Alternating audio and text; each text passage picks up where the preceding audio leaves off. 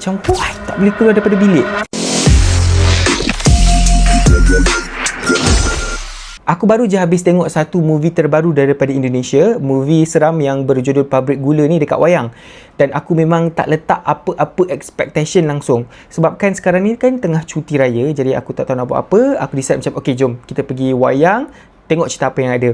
Actually Pabrik Gula ni adalah yang paling bawah sekali dalam banyak-banyak movie yang aku nak tengok. Tapi bila aku dapat tahu Zaf cakap yang cerita ni best, aku cakap okay tak apa, daripada bawah sekali sekarang dia dah jadi yang paling atas untuk aku pergi tengok. Cerita ni sebenarnya cerita daripada Indonesia. Memang pelakon dia, penerbit dia punya pengarah daripada Indonesia. But aku tak sure sama ada pengarah ni adalah pengarah yang famous buat cerita-cerita hantu dekat Indonesia. Kalau kau tengok dari segi cinematography dia, ada lagi yang better. Macam contoh-contoh cerita lain lah kan, yang famous, kau akan nampak dia punya quality image dia tu, quality video tu lagi better daripada yang ni. Tapi still lah, dia bukanlah tak best ke apa ke. Cuma kalau kau compare dia, kau akan nampak perbezaan dia tu. Tapi dari segi jalan cerita dia, pada permulaan dia tu aku rasa macam okay, aku tahu kalau pabrik gula, lepas tu pabrik gula ni maksudnya kilang gula. So orang macam okay, kilang gula, okay tempat ni berhantu, that's it. Dan aku punya mindset macam okay, mesti macam kau dah boleh expect apa benda yang akan jadi apa semua kan. Yes, ada certain part kau mungkin boleh expect, tapi pada aku dia menggabungkan dengan baik ke semua elemen. Sebab jarang kau nak nampak cerita hantu yang boleh menggabungkan antara elemen-elemen kelakar, elemen-elemen pengajaran dekat dalam satu movie yang berdurasi dalam 1.5 jam macam tu.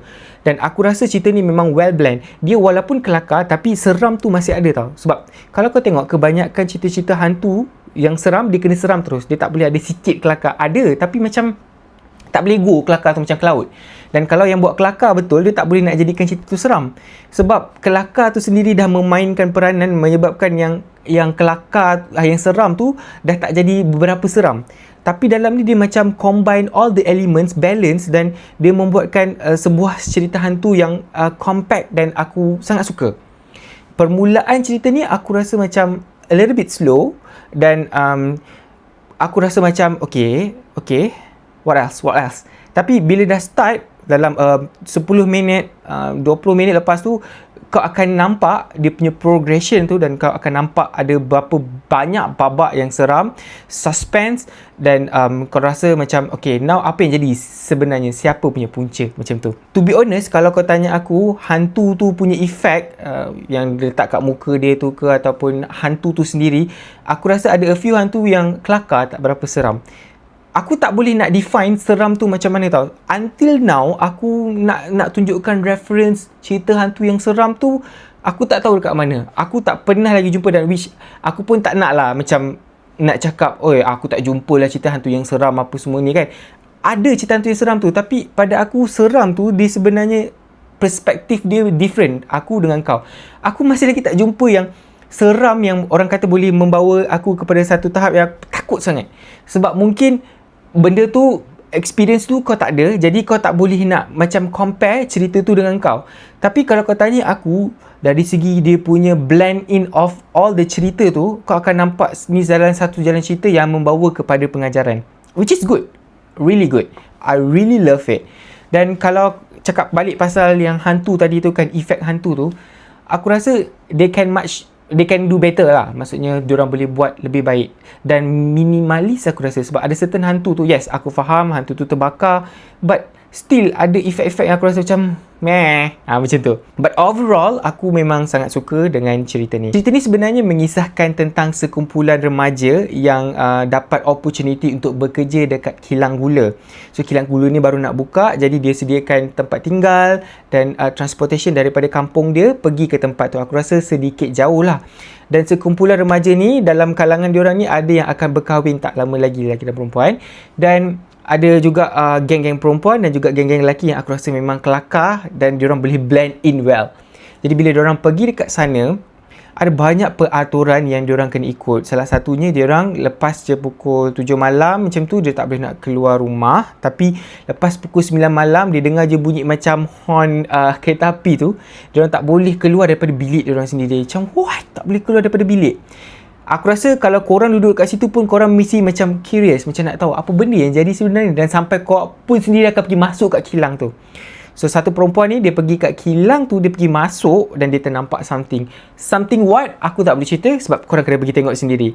And then lepas sejak daripada tu, dia sentiasa dikacau oleh penunggu-penunggu dekat kawasan tu. Kilang tak buka lagi sebab diorang masih lagi dalam preparation untuk buka kilang tu. Jadi masa perempuan ni sering dikacau, rupa-rupanya ada insiden lain yang berlaku. Jadi di sebalik tabir tu, ketua kepada tempat kilang ni, yang monitor tempat kilang ni, yang seorang perempuan ni, perempuan tua ni, dia sebenarnya upah macam dukun dekat kawasan tu untuk macam buat perjanjian dengan hantu tu supaya dia orang buat baik dengan semua orang yang bekerja kat situ lah. Tapi entah macam mana, pada permulaannya aku ingatkan disebabkan oleh perempuan ni dah pergi masuk kat sana sampai penunggu-penunggu tu nampak dia nampak penunggu tu, menyebabkan hantu tu dah tak terima lagi dia orang punya pendamaian tu. But something else happen dekat dalam tu. Rupa-rupanya ada kegiatan-kegiatan yang tak bermoral, yang jahat yang ada dekat dalam tu di kalangan mereka. Di kalangan mereka siapa? Korang kena pergi tengok sendiri. But overall, aku rasa cerita ni sangat-sangat best. Aku memang tergelak. Sampai satu tahap tu aku tergelak tu sebab aku rasa macam kelakar sangat sampai aku terlupa aku dekat dalam wayang. Dan ada part tu aku menjerit sebab dia punya suspense tu sangat suspense sampai ada few budak perempuan kat dalam tu dah menjerit, malu. Tapi overall it was a fun to watch that movie yang hasil dan kualiti dia sangat-sangat baik. Walaupun dia menggunakan pabrik gula, menggunakan kilang gula saja sebagai tempat prop dia untuk create satu cerita hantu. Tapi adakah cerita ni betul-betul menepati korang punya cita rasa? Aku rasa korang kena pergi tengok sendiri. Sebab ni just opinion aku, ulasan aku berkaitan dengan cerita ni. Tapi aku memang, kalau kau tanya aku suggest sangatlah korang pergi tengok cerita ni. Dan cerita ni masih lagi keluar dan baru je keluar dekat wayang. Okay, aku tak nak cerita panjang. Terserah pada korang. Aku dah bagi ulasan aku dah bagi recommendation aku. Korang pergi tengok sendiri dia punya trailer. Lepas tu kalau korang rasa best, korang teruskan. Okay? Itu saja daripada aku. Kalau korang ada movie atau drama bisnes yang menarik yang korang nak aku tengok, korang boleh komen kat bawah. Nanti aku akan pick. Sebelum aku habis tu, tolonglah jangan lupa untuk follow semua social media aku dekat TikTok Encik Review, Instagram Encik Review, X Encik Review, dan juga aku punya YouTube ni. Tolong subscribe kalau kau nak tengok lagi aku buat ulasan cerita yang terbaru. Kalau korang tak ada idea nak tengok cerita apa, korang boleh tengok ulasan aku dulu. Dan jangan lupa juga untuk tekan bell dekat YouTube channel aku ni, so that apa-apa info terbaru yang aku upload terus akan dapat notification dekat korang, so that korang terus boleh tengok aku punya ulasan. Itu saja daripada aku. Assalamualaikum. Bye.